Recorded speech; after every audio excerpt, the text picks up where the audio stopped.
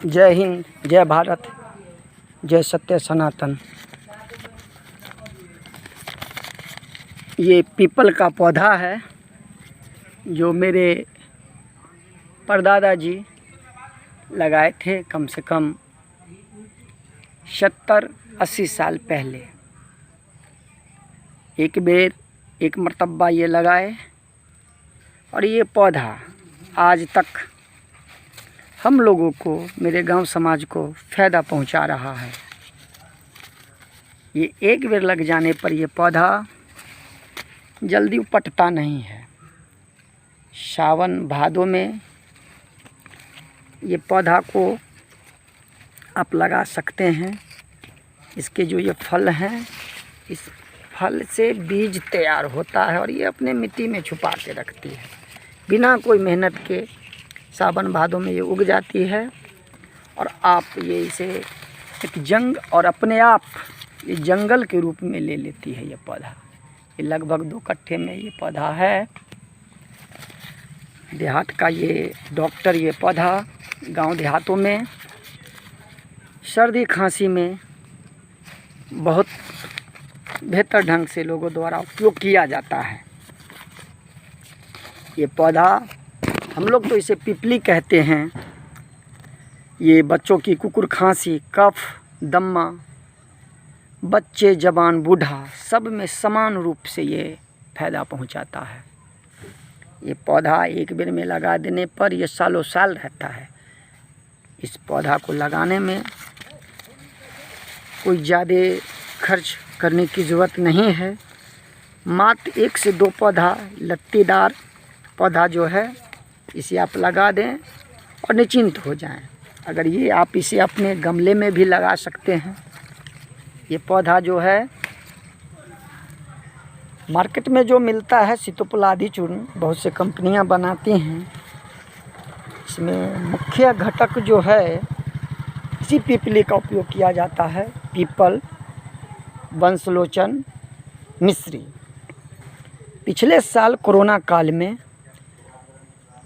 जब डॉक्टर लोग हाथ उठा लिए थे, गांव देहात भगवान के भरोसे थे, उस समय गांव के लोग पीपल, हल्दी आदि, मरीच, गोल मरीच आदि के काढ़ा बनाकर अपने प्राणों की रक्षा किए थे। सबसे ज़्यादा इस पीपल का ही प्रयोग किया गया था। इसे आप मार्केट में 1-2 फल लेने जाएंगे तो 5 रुपये में मिलेगा। एक फल 5 रुपये में। गांव देहात में पेठिया हाट आदि में, शहरों में जाएंगे तो 100 ग्राम, 1 किलोग्राम 2500 से 3000 रुपये में मिलता है। ये दवा खांसी के लिए सबसे बेहतरीन दवा है। ये हमारे पूर्वज लोग गांव देहात में जो महिलाएं, जिसे बाँझ कहा जाता था, उस महिला को गांव के जो वैद्य होते थे वो 7 पत्ता 7 दिन तक माहवारी के बाद गंगा जल के साथ पीस के पिलाते थे। जो फ़ायदा हो, लेकिन लोगों का विश्वास था तो उनको ज़रूर वो महिला, अगर उसमें कोई शारीरिक ज़्यादा कमियां नहीं हैं तो वे संतानवान बनती थी।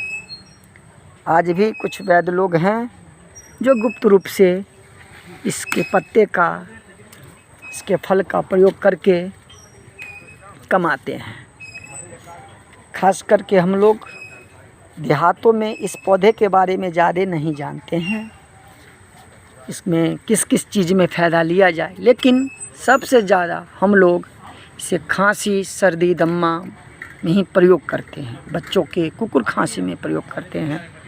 और पुराने लोग ये यहाँ निःशुल्क रूप से 2-3 कट्ठे में रोपा हुआ है। अपने आप रोपा नहीं कहेंगे, ये जंगल का रूप ले चुका है। निःशुल्क लोग इसके फ़ायदा उठा रहे हैं। और आप इसे अपने गमला में, अपने बाग में लगा सकते हैं। और फ़ायदा पहुंचा सकते हैं। अगर इसे आप खेती के रूप ले लें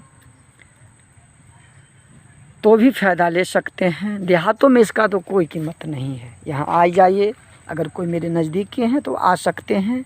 इस फल को तोड़ के सुखा के आप दवा रूप में ले जा सकते हैं, लेकिन संभव है नहीं।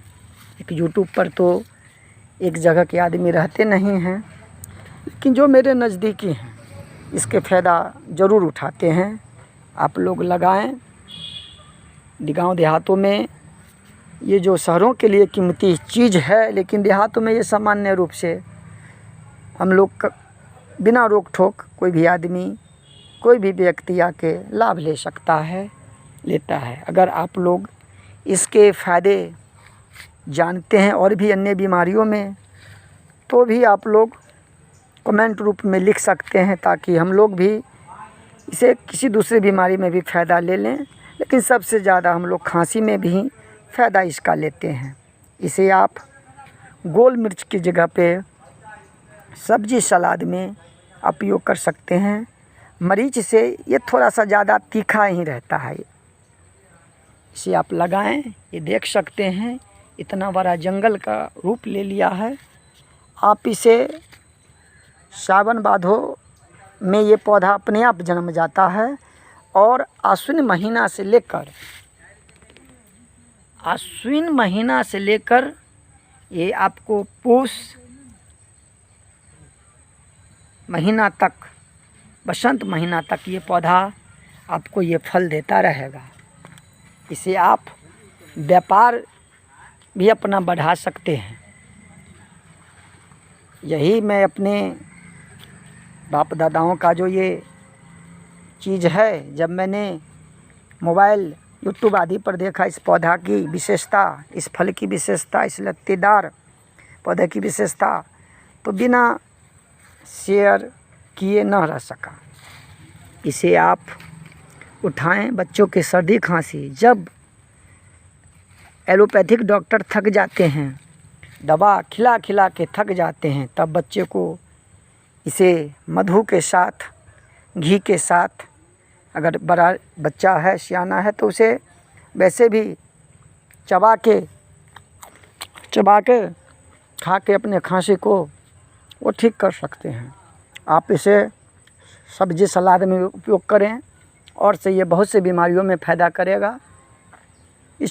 इस फल का अगर आप अन्य दूसरे बीमारियों में भी प्रयोग करते हैं तो कृपया कमेंट में इसके फ़ायदा हानि ज़रूर बतावें। ये पौधा जो भी सृष्टि में फ़ायदेमंद चीज़ है, वो जल्दी सूखता नहीं है, उजड़ता नहीं है। आप जब तक इसे कीटनाशक स्प्रे आदि से इसे जला नहीं पाएंगे, तब तक ये उजड़ेगा नहीं। ये आपको फरवरी मार्च तक ये पौधा रहेगा। अगर आप इसके फल को इकट्ठा करते हैं तो मार्केट में बेच भी सकते हैं, लेकिन देहातों में इसका प्रयोग ज़्यादातर लोग नहीं जान पाते हैं। इसलिए मैं तो इसे पीपल, छोटी पिपली कहता हूँ। आप लोग अपने भाषा में जो कहें, मगर इसके फ़ायदा जो है वो सबको पता होने चाहिए। इस पौधे को बेहतर ढंग से पहचान लें, और इसके अन्य जो भी नाम हैं वो भी सेंड करें, और इस फायदे को, इस पौधा का में जो फ़ायदा है, इस लत्तेदार पौधा में जो फ़ायदा है वो लोगों को बतलावें। ख़ास करके खांसी में इसका प्रयोग बेहतर है।